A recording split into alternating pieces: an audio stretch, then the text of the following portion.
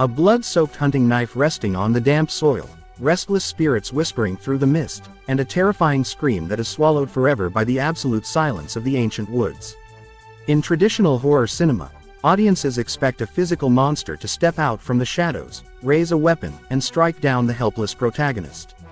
But what happens when the monster is not a demon, a ghost, or a slasher at all, but rather your own deeply suppressed psychological trauma? During the harrowing final sequence of the film, Sarah believes beyond a shadow of a doubt that she is engaged in a desperate, life-or-death struggle against the phantom of her deceased father. Desperate to free her arm from his rotting grip, she raises her blade, slashes wildly at his wrist, and breaks free into the cold night air of the Japanese woods. But as she stumbles out into the pale moonlight, the mysterious figure of Hoshiko reveals a horrifying, inescapable reality. The arm that Sarah had been furiously chopping away at in her frantic attempt to escape was not a ghost's arm, it was her own wrist. She had never attacked a spirit, nor was she ever fighting a physical monster.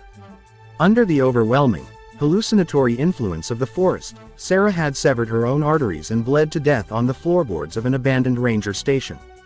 This dramatic reversal is far more than a simple narrative twist or a cheap jump scare. It serves as a profound psychological commentary on the nature of human suffering. Your darkest fears and suppressed memories do not destroy you from the outside first, they hollow you out from within until you become the architect of your own destruction. Sarah crossed the globe and stepped into the infamous Aokigahara forest entirely convinced that she was a brave savior coming to rescue her missing twin, completely oblivious to the fact that her own unresolved grief was secretly orchestrating her demise. When the search and rescue team eventually discovers her twin sister, Jess, emerging from the forest completely unscathed, a chilling detail comes to light. Jess had spent 4 agonizing days wandering through those exact same woods and had never seen a single apparition, ghost, or yurei. So why did Sarah suffer such a horrific, violent fate while her sister walked away completely unharmed? Because Aokigahara does not actively hunt those who are merely lost in its trees, it feeds upon and claims those who are irreparably broken on the inside. Aokigahara, nestled quietly at the base of Mount Fuji in Japan, is known globally as the Sea of Trees, or Jukai. On the surface, it presents itself as a dense, breathtaking natural landscape, but beneath its lush green canopy lies a dark history steeped in human tragedy and eerie folklore. In ancient times, during periods of severe famine and hardship, the brutal practice of ubasut was allegedly carried out within these grounds, a tradition where families would abandon the elderly, the sick, or the infirm deep within the forest to starve in solitude. From this legacy of abandonment and agonizing death grew the enduring Japanese legend of the yurei, restless, tormenting spirits of those who died in intense emotional agony, unable to find peace or pass on to the afterlife. But what exactly are the yurei in the context of this story? They are not physical ghouls hiding behind trunks waiting to physically tear visitors apart. Instead, they operate as psychological parasites that feed on human sorrow, guilt, paktawa, and vulnerability. As local forest guides and authority figures desperately warn anyone daring enough to cross the boundaries, if you enter these woods carrying unresolved grief in your heart, the forest will take that emotional pain and weaponize it directly against your sanity. True horror is rarely about external physical threats, it is an internal reflection of our own fragile minds. Within the dense geographical boundaries of Aokigahara, standard magnetic compasses fail completely due to massive, rich iron ore deposits lying just beneath the volcanic soil. But a person's moral and mental compass fails for a far more human reason: unaddressed emotional trauma. As Sarah journeys deeper into the labyrinth of towering trees, every hanging body discovered in the canopy, every abandoned yellow tent, and every faded marker ribbon tied to a branch acts as a psychological mirror, relentlessly amplifying the chaos, fear, and grief taking root inside her own mind. Consider the classic narrative trope of telepathic twins, the widespread cultural belief that two sisters born together share an unbreakable, mystical bond that completely transcends physical distance and logic. Sarah receives a sudden, overwhelming urge, a phantom sensation in her gut telling her that her twin sister Jess is in grave danger, prompting her to immediately pack her bags and board an international flight to Japan without a second thought. However, the narrative cleverness of this film completely subverts that expectation by presenting a stark, commentary-driven contrast between two radically different psychological coping mechanisms. Jess and Sarah endured the exact same unthinkable childhood tragedy, yet their internal responses to that trauma could not possibly have been more different. Jess, despite her deep emotional struggles, eventually confronted her horrific past. She acknowledged her pain, struggled openly with severe anxiety, accepted her psychological reality, and actively sought medical treatment. Sarah, on the other hand, built a massive mental wall over her trauma, burying it under a fabricated, comforting lie and convincing herself that her parents had died in a routine car accident. When Jess entered the depths of Aokigahara, she was admittedly struggling with dark, suicidal thoughts, yet because she had already confronted her reality, she remained quiet, respected the environment, and refused to succumb to the deceptive hallucinations of the woods. Sarah, conversely, entered the forest with the arrogant, heroic belief that she was the strong savior destined to rescue her weaker sibling. The telepathic bond between the twins did not shatter because of a mystical curse or a ghostly magic spell. It fractured because one sister had learned to accept the painful truth while the other chose to live inside a fragile, self-constructed delusion.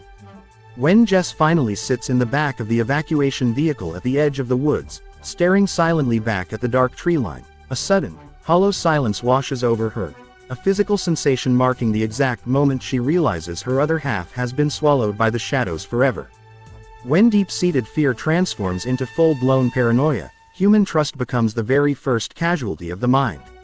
Aiden, the charismatic American journalist who offers to guide Sarah through the dangerous, restricted areas of the forest, may have harbored mildly selfish professional motives regarding a news story, but he was never a malicious actor or killer.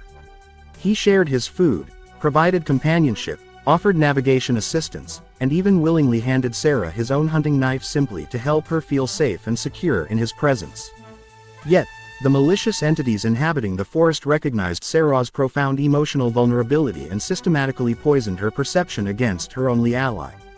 First came the eerie, whispered warnings from phantom figures appearing in the dark, then a suspicious photograph discovered on his digital camera, and finally a forged, manipulative note slipped under a locked door claiming that Aiden was orchestrating her murder. This tragic dynamic highlights a devastating psychological reality about the human condition. When an individual is trapped in the grip of deep trauma and paranoia, they almost always turn violently upon the very people who are trying to save them. Blinded by fear and emotion, Sarah never stopped to logically question her surroundings or wonder how a note could appear under a door from a sister who wasn't even there. She simply plunged a steel blade directly into Aiden's chest.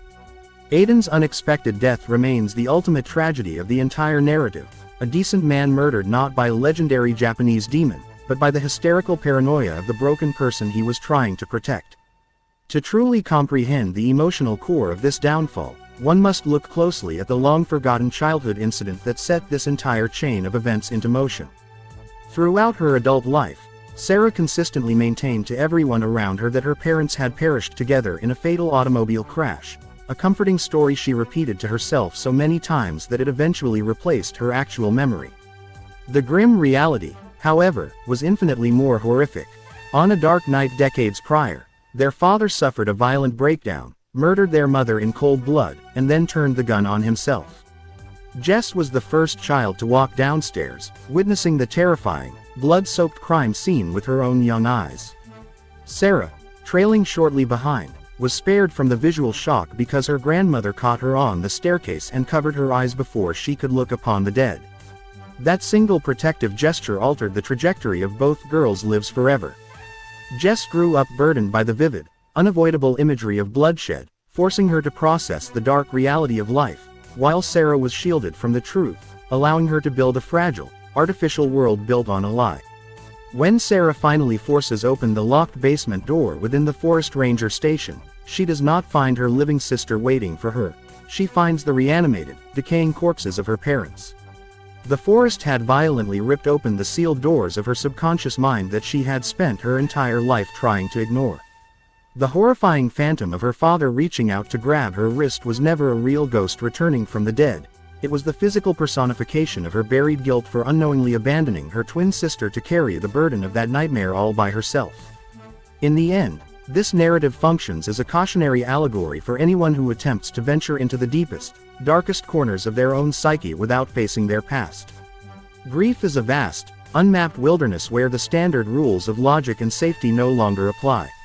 If you step into that territory hoping to rescue someone else while actively refusing to confront your own personal truths, you will inevitably lose your path and be consumed by the dark.